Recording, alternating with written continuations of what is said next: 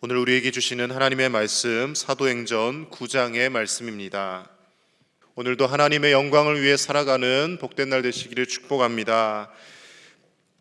흔히들 기독교는 반전과 역설의 신앙이라고들 표현합니다. 반전과 역설이라는 것, 반대되는 개념, 말이 되지 않는데 그것이 진리로 받아들여진다라는 것이죠. 예를 들면 이런 것이 있습니다.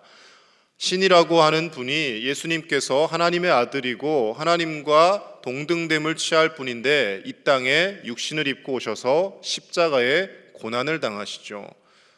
타 종교를 믿는 사람들, 이방 우상을 숭배하는 많은 사람들, 그들이 믿는 신들은 다 강력한 힘을 내세웁니다. 그런데 유일하게 기독교의 신은, 우리가 믿는 예수님은 친히 이 땅에 오셔서 우리와 같은 낮아진 모습으로 살아가셨고, 그리고 십자가에서 우리 대신 고난을 당하십니다. 십자가의 고난을 당하는데 그 고난이 부활의 영광으로 바뀌어지는 것이죠.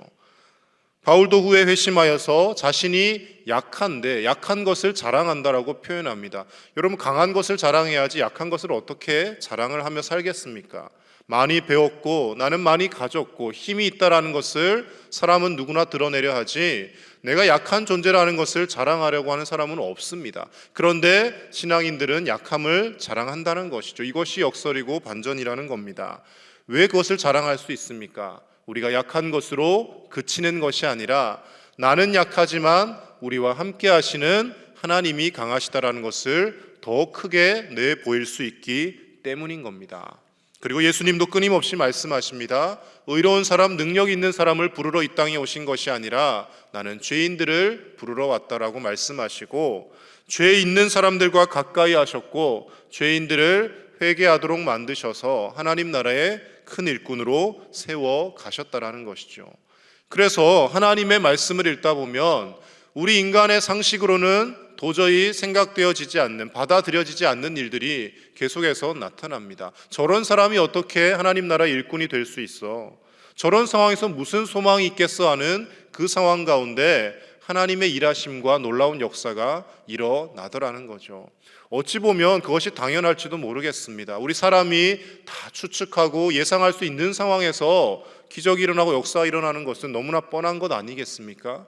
그런데 아무도 예상하지 못한 곳에서, 아무도 추측조차 하지 못한 그런 상황에서 놀라운 일들이 일어나기 때문에 하나님의 살아계심이 더 크게 보여지는 것이고, 하나님께서 여전히 일하고 계시다라는 것을 말씀을 통해 우리가 믿게 되고, 그 역사가 오늘날도 믿음을 가진 자들에게 반드시 일어나게 되는 줄로 믿습니다. 오늘 말씀을 보시면 우리가 너무나도 잘 아는 사울이 회심하는 장면이 나오고 있습니다. 사울이 회심하는 이 내용 너무나도 많이 설교도 듣고 우리가 성경을 통해 보았죠. 오늘 이 말씀을 통해서, 그렇다면 우리가 신앙인으로 살아가기 위해서, 하나님이 정말 기뻐하시는 믿음 생활을 위해서 우리에게 꼭 필요한 것은 무엇이고 또 무엇을 경계해야 되는지를 말씀을 통해 우리가 두 가지만 함께 찾아보도록 하겠습니다. 먼저 첫 번째로는 잘못된 자기 열심에 사로잡히기보다 하나님의 은혜를 경험하는 신앙인이 되어야 합니다. 사울은 처음부터 열심히 있는 사람이었습니다. 그런데 그것이 하나님이 기뻐하시는 열심이 아니라 잘못된 자기 열심이었던 것이죠. 신앙생활을 하면서 우리가 흔히 빠지기 쉬운 함정 중에 하나가 열심히 무언가를 하기는 하는데 하나님이 기뻐하시는 것인지 내 만족 때문에 하는 것인지를 구별하지 못할 때가 있습니다. 하다 보니까 뭔가를 막 열심히 합니다. 그런데 내가 열심히 하면 할수록 자꾸 주변에 분란이 생기고 분쟁이 생기고 다른 사람들과의 갈등이 생긴다면 우리는 한 번쯤 하나님 앞에 깊이 기도해 볼 필요가 있습니다.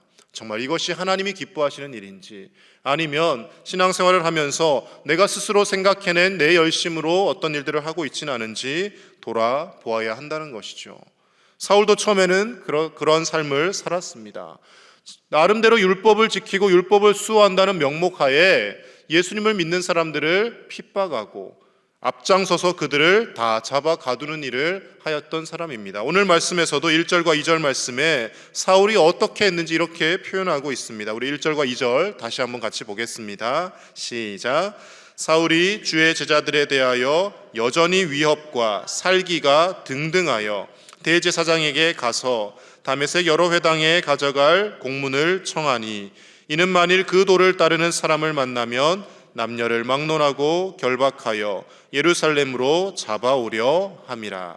1절에 보시면요, 사울의 상태가 어떻습니까? 여전히 위협과 살기가 등등했다라고 표현하고 있습니다. 그러니까 이것이 벌써 하나님의 뜻과는 맞지 않는 것입니다. 하나님께서 이스라엘 백성들을 선택하시고 율법을 주신 이유는 사람들을 하나님의 백성답게 살도록 하기 위함이고, 그리고 하나님의 백성답게 살고 참된 생명을 취하도록 살리는 데 관심을 가지고 그들을 택하신 것이지, 율법을 가지고 이 율법에 조금이라도 벗어나면 다 죽여버려야지 하는 마음으로 하나님이 그들을 선택하신 것이 아니라는 거죠. 그런데 구약시대 때부터 이 당시에 이르기까지 많은 율법학자들이, 종교 지도자들이라고 하는 바리새인과 사두개인들이, 그리고 가말리엘이라고 하는 최대의 석학인 그 바리새인에게서 배웠던 이 사울조차도 사람들을 위협하고 살기가 등등해서 죽이는 일에 앞장서고 있었다라는 것입니다. 신앙생활을 한다라는 것은, 우리가 교회 공동체를 이루고 우리가 함께 예배 드린다라는 것은 하나님 안에서 예수 그리스도를 믿음으로 사람들이 구원받게 하기 위함에 있습니다. 그런데 우리가 신앙생활을 하면서도 말씀을 가지고 다른 사람들을 함부로 판단하고 정죄하고 다른 사람들을 낙심하게 하는 일에 말씀을 사용한다면 우리도 사울과 같은 잘못된 자기 열심에 빠진 것이 아닌지 돌아볼 수 있어야 한다는 것이죠. 말씀을 가지고 정죄해야 될 대상은 다른 사람이 아니라 나 자신입니다. 내가 하나님의 말씀 앞에서 내가 말씀대로 살지 못했음을 스스로 깨닫고 회개하고 눈물을 흘리며, 하나님, 내가 말씀을 오늘도 지키지 못했습니다, 스스로 말씀 앞에서 자신을 돌아보아야지 다른 사람들을 자꾸 말씀에 빗대어서 당신은 왜 이렇게 살지 못하냐고 손가락질하면 그것이 은혜가 되지 못한다라는 것이죠. 사울은 자기 나름대로의 율법에 대해 정통했다라고 생각을 했습니다. 하나님을 잘 안다라고 스스로 확신했습니다. 그랬기에 예수를 믿는 사람들을 용납하지 못한 것이죠. 예수는 메시아가 아니고 구원자가 아니다라고 생각했고, 사람들을 선동해서 끌고 다니다가 십자가형을 당한 흉악한 죄인이다라고 믿었기 때문에 그를 따르는 사람들을 잡아다가 옥에 가두는 일들에 앞장 섰다라는 것입니다. 그런 사울의 열심을 하나님께서 아시고 그 방향을 바꾸어 주십니다. 3절 말씀해 보시면 다메섹까지 원정 가서 사람들을 잡아오려고 했던 사울에게 호련히 하늘로부터 빛이 비치게 됩니다. 여러분이 3절에 나타난 호련히라고 하는 이 단어에 우리가 주목할 필요가 있습니다. 성경 곳곳에 보시면 호련히라는 단어가 쓰일 때마다 하나님의 놀라운 은혜와 역사가 이루어짐을 알 수가 있습니다. 언제 쓰였는지를 찾아보니까요, 누가복음 2장 13절에 호련히 수많은 천군이 그 천사들과 함께 하나님을 찬송하여 이르되, 예수님의 성탄 소식을 알려줄 때 호련히라는 단어가 쓰입니다. 사도행전 2장 2절에 호련히 하늘로부터 급하고 강한 바람 같은 소리가 있어 성령이 강림하실 때 호련히라는 단어가 쓰입니다. 마태복음 17장 5절에 말할 때 호련히 빛난 구름이 그들을 덮으며, 그리고 뒤에 쭉 이어져서 이는 내 사랑하는 자라 내 사랑하는 아들이라 말씀하시죠. 변화산 사건에서 예수님이 희고 놀라운 모습으로 변화되었을 때 호련히라는 단어가 쓰입니다. 결국 이 호련히라는 것, 인간의 어떤 공로와 노력과 의지가 아니라 철저히 하나님의 은혜가 임하는 것을 암시해주는 단어라는 겁니다. 사울이 뭔가를 책을 읽다가 그가 득도하거나 깨달은 것이 아닙니다. 여전히 살기 등등하여 사람들을 핍박하고 있었는데 하나님께서 주권적인 은혜로 사울에게 나타나셔서 그의 삶의 방향을 송두리째 바꾸어 주셨다라는 것이죠. 그리고 뭐라고 말씀하십니까? 4절과 5절 같이 보겠습니다. 시작. 땅에 엎드려져 들음에 소리가 있어 이르시되 사울아 사울아 내가 어찌하여 나를 박해하느냐 하시거늘 대답하되 주여 누구시니까 이르시되 나는 내가 박해하는 예수라. 아멘. 네가 지금까지 나를 박해하고 나를 믿는 사람들을 박해하는 것이 결국 곧 나를 박해하는 것인데 왜 그렇게 살고 있느냐? 나는 네가 박해하는 예수이고 너는 잘못된 열심을 자기 열심에 사로잡혀 살아가고 있다라고 사울을 만나 주셨다라는 것입니다. 사랑하는 우리 제1의 가족 여러분, 사울이 변화된 것은 자신의 어떤 노력과 자신의 행위의 결과가 있기 때문이 아닙니다. 잘못된 자기 열심으로 살았지만 하나님의 전적인 은혜로 사울이 변화되었다라는 것입니다. 그렇다면 저와 여러분들도 무엇을 경험해야 하겠습니까? 하나님의 주권적인 은혜를 경험해야 합니다. 주권적인 은혜이기 때문에 하나님께서 부어주시는 것이지만 그러나 우리가 그 은혜의 자리를 사모하며 예배를 사모하며 나아올 때 하나님께서 그 주권적인 은혜를 우리에게도 동일하게 부어주실 줄로 믿습니다. 내가 조금 아는 성경 말씀 가지고 내가 조금 아는 교회 생활했던 지식을 가지고 사람들을 함부로 판단하고 정죄하며 다른 사람들을 핍박하며 저 사람은 왜 매사에 저렇게 살아갈까? 저 사람은 교회 일을 하면서도 왜 저렇게밖에 하지 못할까? 다른 사람들을 함부로 판단하기보다는 하나님의 은혜를 입고 사람을 살리는 일에 다른 사람을 세워주고 인정하고 존중해 주는 일에 우리의 삶을 드리고 우리의 시간을 드리고 하나님이 기뻐하시는 복된 인생을 살아가는 저와 여러분 되실 수 있기를 간절히 축복합니다. 두 번째로 바른 신앙생활을 하기 위해서는요, 편견에 사로잡히기보다 예수님의 사랑으로 포용하는 사람이 될 수 있어야 합니다. 이제 사울이 예수님을 다메섹 도상에서 환상 중에 만납니다. 그런데 사흘 동안 보지도 못하고 그리고 먹지도 마시지도 않습니다. 이 정도 상황이 되면 오던 예루살렘으로 다시 돌아갈 법도 한데 돌아가지 않습니다. 말씀에 순종해서 다메섹으로 사람들의 손에 이끌려서 꾸역꾸역 사울이 갑니다. 거기서 아나니아라고 하는 신실한 하나님의 일꾼을 만나게 되는 것이죠. 그런데 아나니아조차도 신실한 기도하는 사람이었지만 사울을 섣불리 만나려고 하지 않습니다. 13절에 보시면 이 사람이 적지 않은 해를 끼쳤다라고 제가 들었습니다. 이런 사람을 어떻게 제가 만날 수 있습니까? 라고 이야기하자 주님께서 친히 말씀을 하시는 것이죠. 15절 16절 말씀 같이 보겠습니다. 시작. 주께서 이르시되 가라, 이 사람은 내 이름을 이방인과 임금들과 이스라엘 자손들에게 전하기 위하여 택한 나의 그릇이라. 그가 내 이름을 위하여 얼마나 고난을 받아야 할 것을 내가 그에게 보이리라 하시니. 아멘. 사울 소문대로 흉악한 사람이었다. 그러나 그는 나의 택한 그릇이고 이제는 그가 삶이 바뀌었다라고 주님께서 친히 아나니아에게 말씀해 주십니다. 이 정도 듣고도 의심할 법도 한데 아나니아가 이제 주님의 그 말씀을 듣고 사울을 찾아가서 안수하고 기도해주고 그리고 사울에게 세례를 베풀게 됩니다. 교회 내에 많은 새가족들이 올 때가 있습니다. 그리고 교회에서 함께 신앙생활했던 사람 중에 과거에는 참으로 신앙인답지 않게 살다가 회심하여 변화된 사람들도 있습니다. 그런데 가장 편견이 많고 선입견이 많은 곳이 또한 교회 공동체입니다. 저 사람은 절대 쓸 수 없어, 저 사람은 절대 큰 일꾼이 될 수 없어라고 스스로 낙인찍을 찍는 경우들이 분명히 있습니다. 새가족들이 함께 열심히 일을 하려고 할 때 가로막고 장벽을 만드는 것이 또한 교회 공동체이기도 합니다.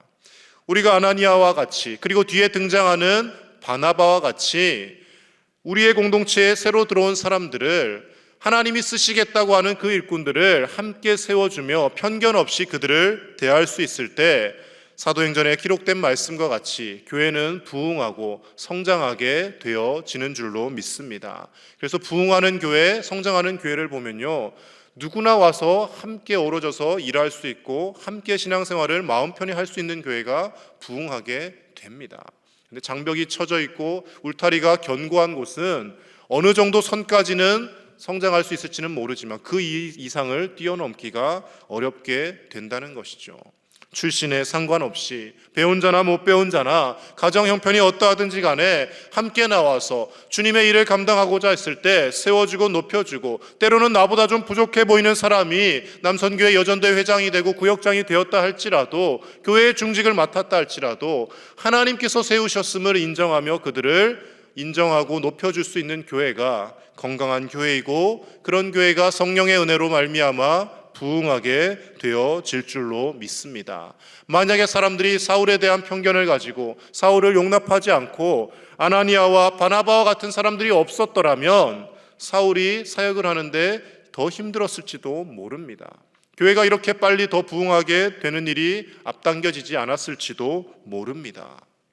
그러나 그 사울을 용납하고 그 공동체에 받아들이고 제자들과 연결해주는 바나바와 같은 사람들, 아나니아와 같은 사람들이 있었기 때문에 하나님께서 택한 그 사울을 통하여 이방인들에게 복음이 증거되고 수많은 교회가 세워지게 되었다라는 것입니다. 끝으로 한 예화만 말씀드리고 말씀을 정리하겠습니다. 1874년부터 1950년까지 사셨던 김익두 목사님이라는 분이 계십니다. 많이들 들어보셨을 겁니다. 황해도 안악의 출신인데요. 이분은 어린 시절 과거에 낙방하자 삶을 비관해서 깡패로 삶을 전향합니다. 수많은 사람들을 폭행하고 괴롭히는 데 앞장섰던 사람입니다. 그랬던 그가 회심하여 목사님이 됩니다. 많은 사람들이 믿지 않았습니다. 김익두가 어떻게 목사가 될 수 있느냐, 그런 천하의 불안당 같은 깡패가 목사가 될 리가 없다라고 다들 비웃었지만 묵묵히 복음을 전하며 회심한 삶을 살았습니다. 유명한 한 일화가 있습니다. 당시에 기차를 타고 복음을 전하러 가던 일이 있었습니다. 그런데 예전에 이제 기차가 이렇게 마주보고 이렇게 있지 않습니까? 맞은편에 앉았던 한 노인께서 자꾸 본인을 괴롭히는 거예요. 비아냥거리고, 그리고 심지어 그때는 이제 기차 안에서도 흡연이 가능했던 것 같습니다. 담배를 피우면서 얼굴에다 담배 연기를 후 하고 날리는 겁니다. 얼마나 기분이 나쁘겠습니까? 멀쩡한 사람도 참기가 힘든데 참아내고 있었습니다.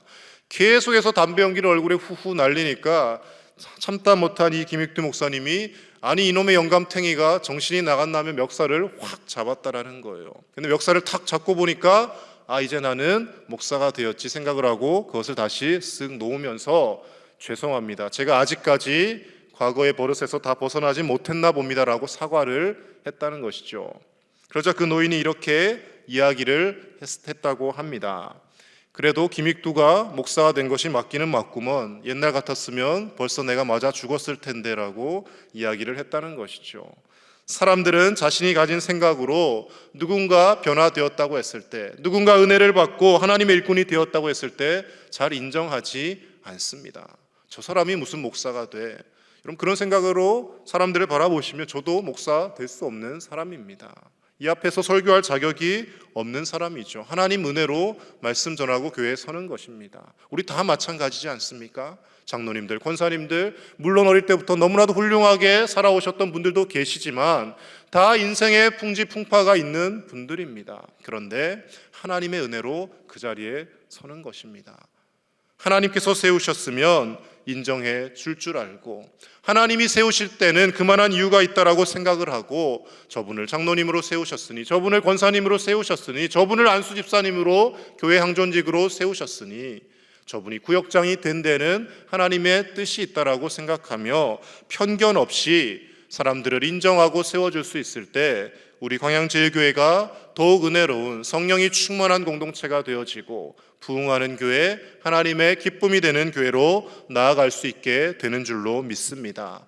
우리의 짧은 생각으로 다른 사람들을 판단하고 정죄하기보다 하나님의 은혜를 경험함으로 인하여서 그 어떤 누군가가 와서 함께 신앙생활할 때 그들을 인정해 줄 알고, 함께 위해서 기도해 줄 알고, 서로에게 힘이 되어주는 아름다운 교회 공동체를 이루어가는 저와 여러분들의 복된 삶이 되실 수 있기를 우리 주 예수님의 이름으로 간절히 축복합니다. 이 시간 함께 기도하겠습니다. 기도하실 때 우리의 잘못된 자기 열심에 사로잡히기보다 하나님의 은혜를 경험하여서 내가 받은 그 하나님의 은혜를 다른 누군가에게도 전하며, 저 사람도 하나님이 은혜 주셔서 이 자리에 서 있다라는 것을 인정하며 함께 어우러져서 믿음 생활하는 우리 교회 공동체가 되게 해달라고 기도했으면 좋겠습니다. 사람에 대한 편견에 사로잡히기보다 예수님의 사랑으로 그 어떤 사람이라 할지라도 포용하고 받아들일 수 있는 넉넉한 마음의 소유자가 다 되게 해달라고 함께 기도해 주시고, 계속해서 일어나고 있는 자연재해들로부터 하나님 우리를 지켜주시고 또 하와이 지역에 산불로 인하여 많은 사람들이 죽고 고통 중에 있습니다. 아직도 전쟁이 끝나지 않은 우크라이나 지역이 있습니다. 온 세계 열방 가운데 하나님의 평안함이 임하게 해달라고 이 시간 함께 기도하며 나가겠습니다. 하나님 아버지 감사합니다. 하나님 은혜 가운데 아버지 하나님, 오늘도 이 새벽 주의 말씀을 우리를 새롭게 하시니 감사를 드립니다. 하나님 아버지, 우리가 교회에서 믿음 생활을 하면서도 우리의 생각대로 남을 함부로 판단하고 정죄하며 자기의 편견에 사로잡혀서 다른 사람들을 아버지 하나님 힘들게 할 때가 있습니다. 아버지 하나님, 우리의 생각을 내려놓게 하여 주시고 하나님께서 택한 그릇임을 서로가 서로를 인정하며 세워주고 높여주며 주님 은혜 가운데 함께 어우러져가는 우리의 교회 공동체가 되어지게 하여 주시옵소서. 하나님 아버지, 내가 하나님의 은혜로 이 자리에 서 있듯이 다른 누군가도 하나님의 은혜로 이 자리에 서 있음을 기억하게 하여 주시고, 정죄와 판단이 난무하는 교회가 아니라 은혜와 사랑과 용서가 가득한 교회 되어지게 하여 주시옵소서. 하나님 아버지, 오늘도 주님의 은혜 가운데 살아가기를 원합니다. 아버지 하나님, 우리의 잘못된 생각들을 내려놓게 하시고 기도하고 하나님의 말씀을 묵상하는 가운데 하나님의 놀라우신 은혜가 우리 가운데, 우리 삶 가운데 일어나고 있음을 기억하게 하셔서 그 은혜들을 나아가서 전하며 복음의 증인으로, 일꾼으로 살아가는 우리의 삶이 되어지게 하여 주시옵소서. 하나님이 세워주신 피태 강존직들, 구역장들, 모든 일꾼들, 남녀 선교의 모든 아버지 하나님 임원들, 하나님 한 분 한 분을 기억하여 주시고 하나님께서 세우셨으니 감당할 힘과 능력을 더하여 주시며, 또 아버지 하나님 그 모든 부서에 속한 분들이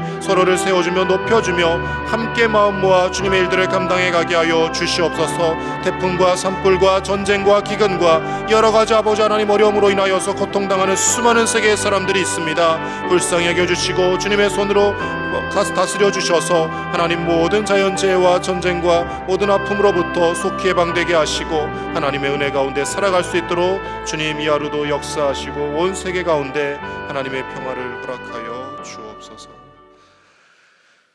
하나님 아버지, 죄로 인하여 죽을 수밖에 없는 우리를 구원하여 주시고 하나님의 자녀 삼아주심에 감사를 드립니다. 내가 구원받은 하나님의 자녀인데, 내가 하나님의 은혜로 구원받았사온데 우리는 다른 사람들을 쉽게 판단하며 정죄하며 살아갈 때가 많이 있습니다. 잘못된 자기 열심에 사로잡혀 믿음 생활을 하기보다는 하나님께서 주시는 은혜를 경험하게 하여 주시고, 하나님의 은혜가 내게 임했듯이 나와 함께 신앙생활을 하는 또 다른 사람에게도 하나님의 은혜가 임하고 있음을 인정해 줄 줄 알며 다른 사람을 세우고 높여줄 수 있는 성숙한 신앙인이 되어지게 하여 주시옵소서. 우리 광양제일교회 가운데 수많은 세워진 일꾼들이 있습니다. 새롭게 피택된 항존직이 있고 남녀 선교회 회장들이 있고 구역장, 부구역장님들이 계시고 하나님께서 세워주신 많은 일꾼들이 있사온데 한 분 한 분 하나님께서 택하신 그릇으로 하나님께서 세우셨음을 인정하며 서로를 높여주며 서로를 향하여 기도해 줄 수 있는 아름답고 선한 믿음의 공동체, 사랑의 공동체가 되어지게 하여 주시옵소서. 어떤 누가 우리 교회에 와도 함께 용납하고 수용하며 함께 어우러져서 신앙생활할 수 있는 사랑의 공동체 되어지게 하여 주셔서 죄인이 와서 회개하며 세상에서 상처받고 아픔이 있는 자들이 와서 치유를 경험하는 은혜의 예배 공동체가 되어지게 하여 주시옵소서. 하나님 아버지, 태풍과 산불과 전쟁과 여러 가지 아픔으로 인하여 고통받는 세계의 수많은 사람들이 있습니다. 하나님, 그 삶의 현장들마다 주님 찾아가셔서 만나주시고 하나님의 은혜와 평안으로 채워주시며 속히 전쟁이 그치게 하여 주시고 자연재해가 그치게 하여 주시고 하나님, 모든 사람들이 서로를 인정하며 사랑하며 살아가는 하나님의 나라가 이 땅 가운데 이루어지게 하여 주시옵소서. 오늘 하루도 하나님, 간절한 기도의 제목 가지고 이 자리에 나와왔사오니 그 기도의 제목들마다 주님 들어 응답하여 주시고 삶의 어려움과 문제가 있다 할지라도 우리의 기도를 들으시는 하나님이 계시기에 낙심치 않게 하여 주시며 하나님 앞에 간절한 믿음으로 하나님 앞에 설 수 있는 우리 모든 제1의 가족들이 다 되어지게 하여 주시옵소서. 병석에서 고통받는 자들 치료하여 주시고 하나님의 은혜의 손길로 만져주셔서 날마다 놀라운 치유와 회복이 우리 가운데 일어나게 하실 줄로 믿사오며 우리 주 예수님의 이름으로 기도드립니다. 아멘.